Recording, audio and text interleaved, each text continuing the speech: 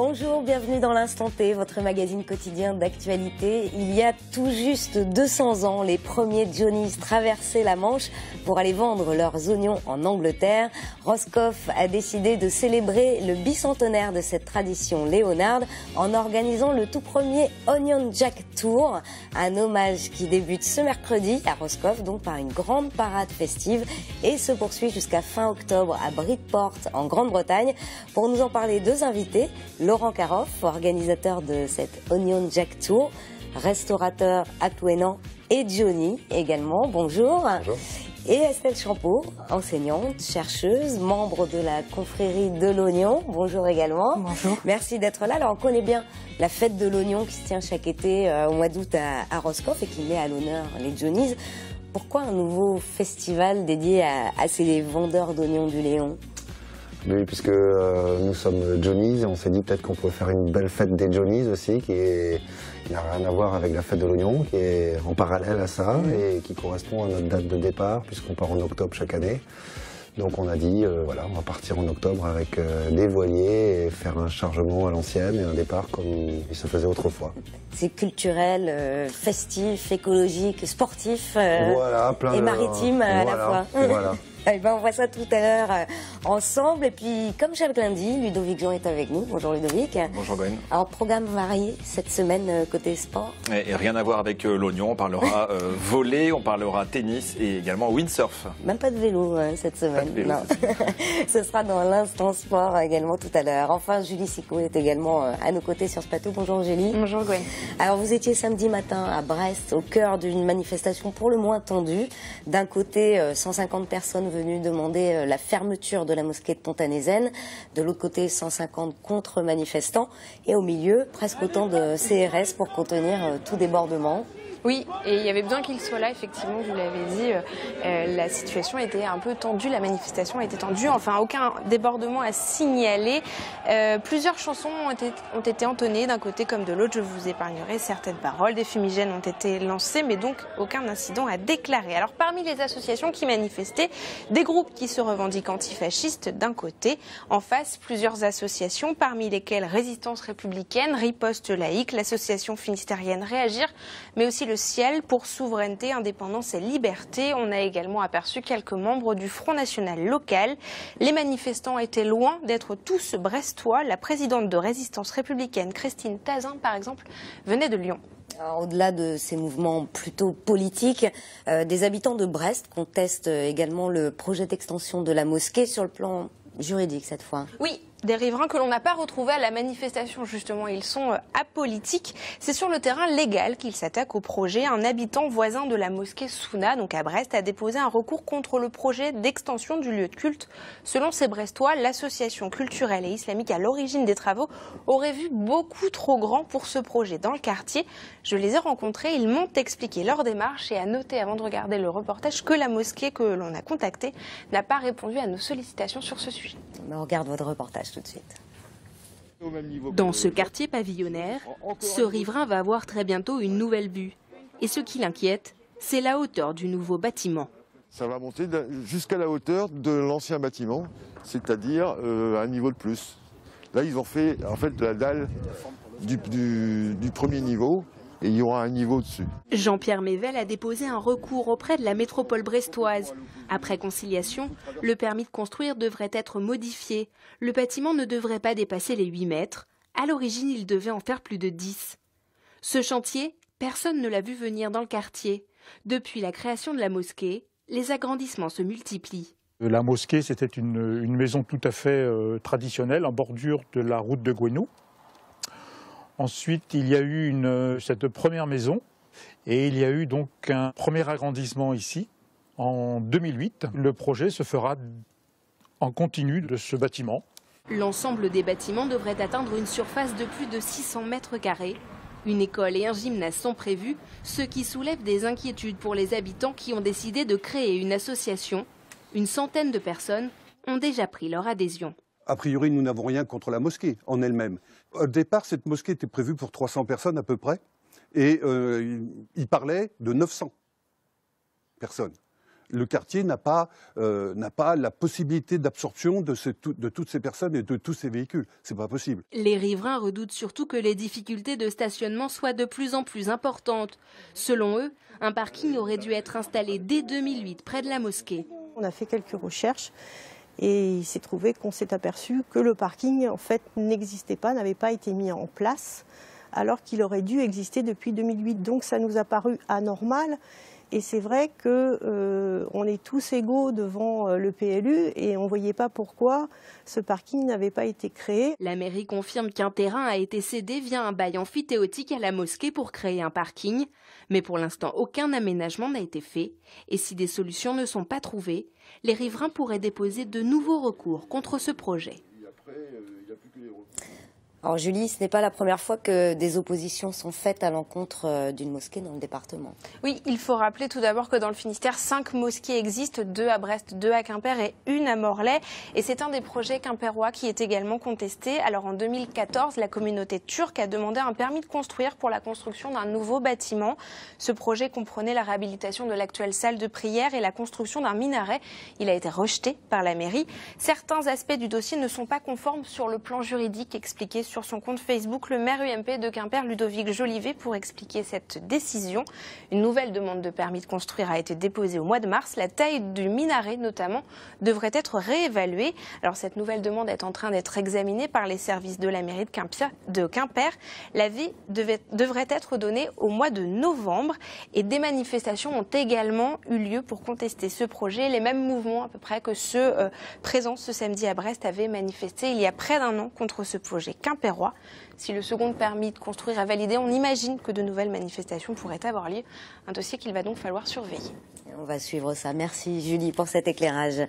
Dans l'actualité de ce lundi 12 octobre également, la Bretagne à l'assaut du marché allemand. L'association Produits en Bretagne travaille depuis plus d'un an avec les magasins Kaufhof, l'une des plus grandes anciennes commerciales outre-Rhin. Elle vient de lancer une opération spéciale pour mettre en valeur plus de 60 produits bretons. Le reportage à Düsseldorf de notre envoyé spécial Christophe Boucher. Düsseldorf, samedi matin, une délégation de l'association Produits en Bretagne rentre dans l'un des magasins de la marque Kaufhof, l'équivalent en France des Galeries Lafayette. 23 des 105 enseignes allemandes proposent pour la première fois une quinzaine de la Bretagne. Ici, les oignons de Roscoff, le pâté Enaf ou encore le cidre Lebrun trônent dans l'entrée du magasin. On est dans l'entrée du magasin et puis avec des produits de cosmétiques, des produits parfums qui illustrent souvent la qualité, on va dire, française. Et là, on est en plein dans la qualité bretonne avec des superbes produits. Depuis plus d'un an, l'association Produits en Bretagne prépare cette opération. L'enjeu est important. Le marché allemand, c'est 81 millions de clients exigeants. Kaufhof a sélectionné les entreprises parmi une vingtaine proposées par l'association Produits en Bretagne. Et ils ont retenu parmi ces entreprises 15 entreprises et 79 spécialités bretonnes. Donc ça, c'est aussi une façon de faire qu'on voudrait développer, proposer clé en main le meilleur de la Bretagne. Les Allemands connaissent la Bretagne, aiment la Bretagne, aiment les spécificités de notre culture et donc pour nous c'est un marché stratégique majeur. Les consommateurs allemands veulent manger et boire les produits qu'ils ont fait connaissance à Bretagne.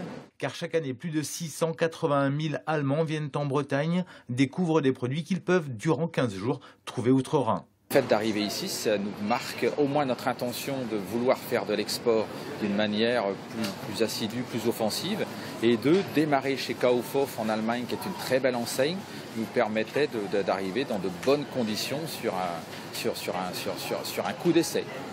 Trouver une boîte de pâté breton en Allemagne, un beau clin d'œil au vu de la guerre que se livrent les deux pays sur la filière agroalimentaire. Alors pas d'angélisme, on ne dit pas que tout va bien, nous avons des difficultés, il y a des difficultés ici aussi, mais nous pensons qu'en continuant à échanger, à mieux se connaître, à mieux travailler ensemble, nous pouvons sortir le meilleur de nous-mêmes et les meilleurs produits bretons, créer de l'emploi en Bretagne et créer du plaisir en Allemagne. Après l'Allemagne, Produits en Bretagne espère bien développer ce genre d'action en Belgique, en Angleterre ou encore en Espagne avant d'attaquer les autres continents. Direction le Morbihan à présent, où plusieurs milliers de personnes ont assisté dimanche à une émouvante célébration. Chaque année, 600 agriculteurs se suicident en France, une estimation établie par un maraîcher morbihanais. Il a tenu à rendre hommage à ces agriculteurs disparus et à leur profession. Reportage à Auray de TB Sud. Et si le 11 octobre devenait une journée de deuil national en mémoire aux agriculteurs suicidés? C'est en tout cas le combat que mène aujourd'hui un homme, Jacques Geffredo, maraîcher à Camors. Il estime qu'au moins 600 agriculteurs se suicident chaque année en France. Et ce dimanche, sur le parvis de la basilique de Sainte-Anne-d'Auray, autant de croix ont donc été déposées pour leur rendre hommage. Oui, c'est impressionnant. Alors là, c'est marrant parce que le vent s'est levé et on voit un champ de croix qui sont un peu dans tous les états. Et je crois que c'est encore une plus belle image pour montrer l'état de l'agriculture aujourd'hui. Une agriculture qui est en perte de repères, une agriculture qui part dans tous les sens et il n'y a rien de cadré et c'est grave. Réveiller les consciences pour soutenir cette profession et ses disparus, c'est le message que le maraîcher veut transmettre. Un message célébré au cours d'une messe à laquelle environ 1500 personnes ont participé, parmi lesquelles de nombreux agriculteurs. On a l'impression d'être très seuls et l'État et Bruxelles ne nous écoutent absolument pas. On a beau essayer de réagir, de manifester, de faire entendre notre détresse et il n'y a rien à faire, on a l'impression de crier en l'air et de rien faire, quoi. Mais c'est sûr que quand on arrive et qu'on voit toutes ces croix, on ne peut être qu'ému. En fait, on a tous connu, on a connu dans notre métier des personnes qui sont suicidées. Et moi-même, par rapport à ma situation, je ne suis pas passé loin de du suicide en janvier dernier. Et aujourd'hui, c'est l'occasion de rendre hommage à tous ces paysans qui meurent silencieusement, en fait. Un peu dans l'indifférence finalement de la société parce que c'est très peu médiatisé. Et c'est vraiment une grande tristesse à chaque fois qu'un de nos confrères disparaît. Et on est là pour leur rendre hommage. Et pour que cette journée du 11 octobre devienne une journée de deuil national, Jacques Geffredo a lancé une pétition en ligne. Plus de 6700 signatures ont été récoltées en 3 mois. Et l'on retrouve maintenant les événements sportifs du week-end avec l'Instant Sport. Et pour entamer cette rubrique, revenons sur la 12e édition de Brest-Cours qui se tenait dimanche sur le port de commerce aux côtés des coureurs de haut niveau. Les enfants étaient heureux et fiers d'avoir eux aussi leur parcours et Julie Sicot les a suivis. Les chaussures sont prêtes, les corps s'échauffent. Sur la ligne de départ, l'impatience se fait sentir. Le départ est enfin donné et à l'arrivée, la médaille est bien réelle pour ces jeunes coureurs. Tout est fait pour que la course ait l'air d'une grande. Elika a 11 ans et vient de remporter le 1400 mètres. Elle est inscrite dans un club d'athlétisme depuis ses 6 ans et s'entraîne près de 4 heures par semaine. Depuis que je suis petite, je cours et j'adore ça. Je dois avoir 6-7 coupes, quoi. Quand elle perd, elle est un peu déçue, donc ça nous fait plaisir de l'avoir gagnée. Autour de la piste, les parents ont sorti les appareils photo pour immortaliser les performances des bambins. Les encouragements sont intenses et la fierté est au rendez-vous quand le plaisir s'ajoute au bon résultat. Un petit peu d'émotion quand même. Je sais qu'elle court bien, mais de là à être sur le podium, je ne m'y attendais pas. Dans cette famille, les 4 enfants ont participé aux courses et la moisson de médailles a été bonne. 2 victoires. Esteban, vainqueur du 800 mètres, en redemande déjà. Ouais, je pensais gagner. J'ai déjà fait une course et j'ai gagné aussi. On les encourage à faire du sport, on les encourage à donner le meilleur d'eux-mêmes. C'est un sport exigeant et qui demande beaucoup d'efforts. Exigeant, oui, et selon les professionnels de la médecine, la course serait aussi bonne pour la santé des enfants. C'est le sport le plus facile, on a juste besoin d'une bonne paire de chaussures. C'est un sport quand même symétrique, donc on développe tout le corps. Un enfant de 4 ou 5 ans, il ne peut pas faire tout de suite les 8 km avec les parents. Près de 600 enfants se sont dépensés cette année lors de cet événement. Une participation de plus en plus importante. Et si les performances des jeunes coureurs sont à saluer, il faut quand même que la course reste un plaisir. Que d'émotions, n'est-ce pas, Ludovic? J'en suis bouleversé. On a l'impression d'être aux Jeux Olympiques. Alors, de la course à pied, on passe au volleyball avec le premier match de la saison pour les filles du Quimper Volley qui recevaient Bordeaux samedi soir. Et oui, l'heure de la reprise a sonné pour les filles du Quimper Volley. Objectif, la montée en Liga après l'échec de la saison passée. Pour rappel, les Quimperoises étaient passées à un tout petit set d'un retour au plus haut niveau. Donc samedi soir, victoire sans trembler, 3-7-0 pour les joueuses d'Emmanuel Fouché. Bordeaux n'aura fait illusion qu'un quart temps, que durant le premier set, remporté 25-16 par Quimper. Les Finistériennes ont ensuite affiché leur supériorité dans les deux manches suivantes, 25-12 puis 25-9. À noter l'apport de deux recrues côté quimpérois, Roxane Asseni et Tayana Terré, qui ont martyrisé la défense de Bordeaux. Entrée en matière réussie du Quimper Volley, qui confirme donc son statut de favori à l'accession en Liga dès cette première rencontre. Mais il leur faudra maintenir cette même exigence jusqu'aux playoffs qui débuteront au mois de mars. On n'y est pas encore. Et en attendant, je vous propose d'écouter Lauriane Trucheté ainsi que l'entraîneur Emmanuel Fouché qui répond à nos questions après cette victoire. On savait que c'était un adversaire plutôt de deuxième partie de tableau. Par contre, c'était hyper important de marquer notre territoire, C'est-à-dire qu'on a dit qu'on voulait monter, on l'a prouvé ce soir. Oui, une performance clairement maîtrisée de notre part. Et puis qui est allé crescendo, c'est ça qui est intéressant. On sait qu'on est encore en phase de rodage et de préparation et on a vu qu'il y a des choses qui se sont installées. L'année dernière, il nous manque presque rien, donc on veut y aller, on va y aller. Et tout autre résultat serait malheureusement une déception, ça c'est clair.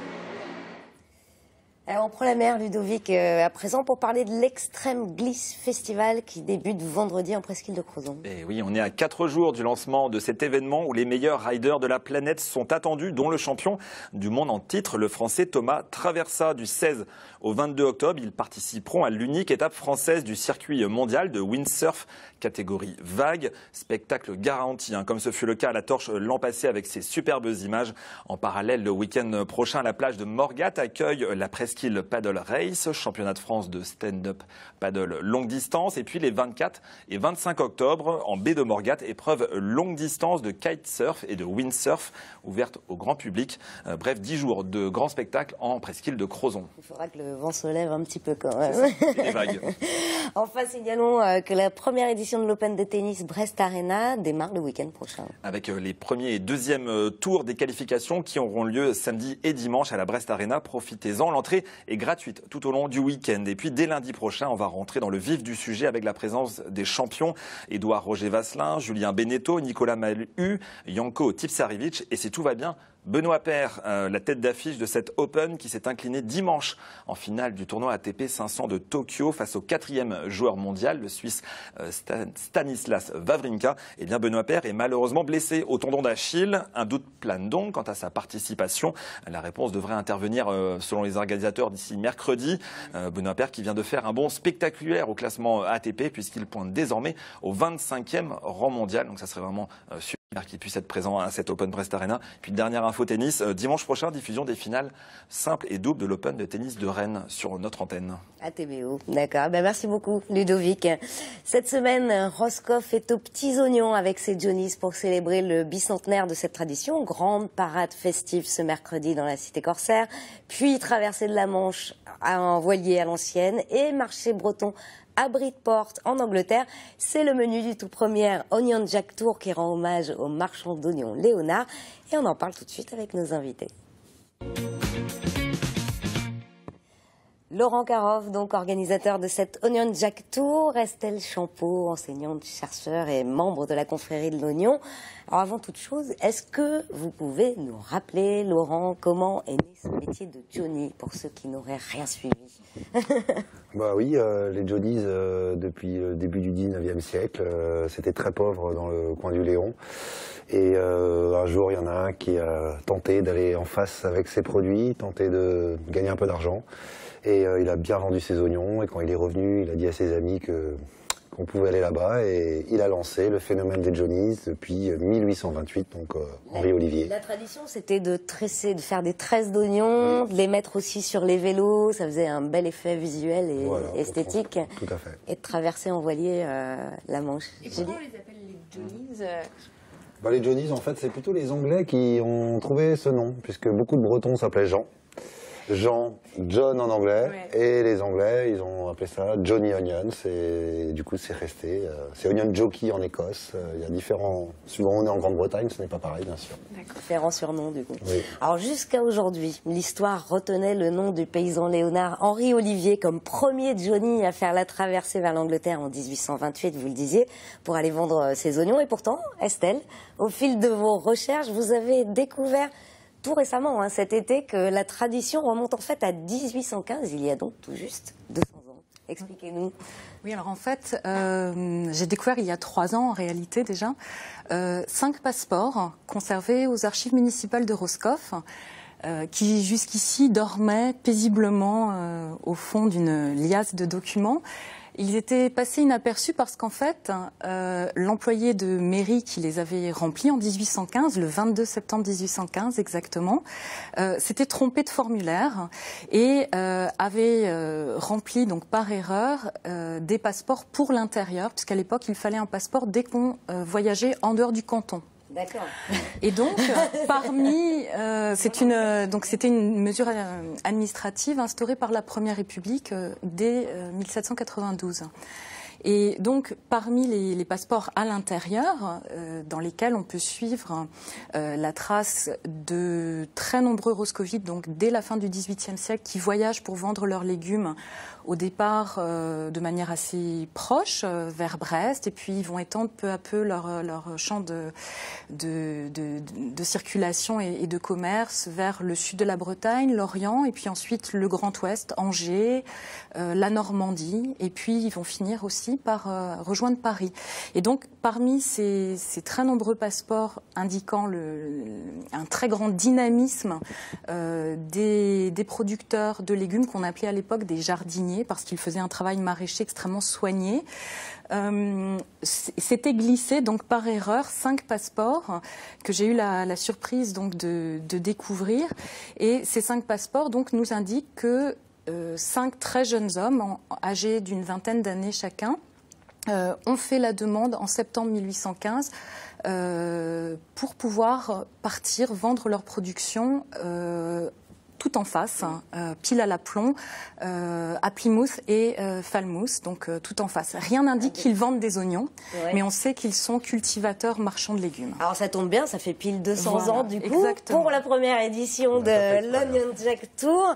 Alors expliquez-nous ce qui va se passer. Tout débute ce mercredi à Roscoff, Laurent. Oui, effectivement, mercredi, pour recréer cette ambiance, on a fait une parade dont on a 3 charrettes avec des chevaux. On est à 7 Johnnies qui seront présents avec les vélos. Il y a des musiciens, une dizaine de musiciens avec différents groupes qui viennent. Il y a des bénévoles qui vont marcher avec nous. Il y aura des vieux tracteurs. On va avoir une parade de 50-60 personnes. On fait un 4 km 8 à Roscoff. Donc on va aller au champ chercher les oignons. On va aller à la Brittany Ferry, faire un hommage quand même à cette compagnie qui nous est chère à tous. Après, on va passer sur les lieux de la chapelle Sainte-Barbe, à Roscoff, et on finira sur le port. Voilà, c'est mercredi après-midi. Oui. Et vous finissez effectivement sur le port, où là, 2 voiliers vont vous attendre. Alors, je vais vous laisser prononcer les noms. Alors, il y a Kikwek, donc c'est un rorqual, un bateau français, de construction française en bois. Et Face au soleil, un bateau fait ici dans la baie de Morlaix par Christian Berthémé. Et donc là, il y a des Johnnies qui embarquent, leurs oignons, et direction Bridport en Angleterre, où là, il y a également une grande fête qui se prépare du coup autour de l'oignon. Oui, c'est surtout là-bas qu'elle sera grande, puisque moi je fournis une boutique depuis maintenant 7-8 ans dans ce coin-là. Et ils ont joué le jeu, ils ont bien voulu qu'on aille chez eux pour faire ce projet qui nous tenait à cœur depuis 10 ans. Et du coup, ils sont à côté de la mer, on est à 5 km du port de chez eux, donc on va faire la même en Angleterre, on va faire la débarque anglaise, avec les chevaux, avec la parade, avec les anciens Johnny. On est 64 à aller en Angleterre quand même. D'accord. Et là-bas, on fait 4 jours, 4 soirs d'animation avec du cabaret, du spectacle d'art de rue, de la vente d'oignons, du spectacle, du Breton Market. Voilà, il y en aura pour tous les goûts et c'est un échange breton-britannique. Quelle est l'ambition de ce séjour et de ce festival entre Roscoff et Bridport? L'ambition d'abord, c'est juste le faire parce que ça fait longtemps qu'on voulait le faire et puis là, c'est parti avec plein d'amis, une énergie incroyable autour de nous, avec plein de gens qui s'y sont mêlés, qui viennent, qui donnent tout ce qu'ils ont. Et donc voilà, c'est d'abord l'ambition de faire quelque chose qu'on a envie de faire une fois dans notre vie. Et on va peut-être le refaire après, on va voir. Il n'y a pas de concurrence, de mauvaise ambiance avec les producteurs britanniques d'oignons? Je ne sais pas s'il y en a, j'imagine que oui quand même, mais... Ils n'ont rien pour rivaliser, ils n'ont pas d'oignon rosé d'ici, donc quand on a un bon produit, on fait de mal à personne. Combien y a-t-il de Johnnies aujourd'hui à exercer cette profession? À l'heure actuelle, on peut dire qu'on a une quinzaine de cartes encore vendues chaque année. Voilà, il y en a encore au Pays de Galles, il y en a en Écosse. Nous, on est plutôt dans le sud-est. Chacun a sa petite zone. Est-ce que ce festival, c'est aussi une envie de réhabiliter un peu ce métier, peut-être de séduire des jeunes à... Tout à fait, tout à fait. Il y a de la place. L'Angleterre est grande. Comme dit, on fera jamais fortune, mais on fera jamais rien dans ce métier. On arrivera toujours à vendre des oignons. Ça, c'est sûr. Eh ben, merci beaucoup, en tout cas, d'être venu nous présenter ce premier Onion Jack Tour. Donc, rendez-vous ce mercredi à partir de 16h30 jusqu'à 21h sur le port de Roscoff. Sur le port de Roscoff. Et puis, c'est la fin de cet instant T. Merci à tous d'être venus sur le plateau. Demain, vous retrouvez Pauline. D'ici là, passez une excellente soirée sur TBO. Ciao.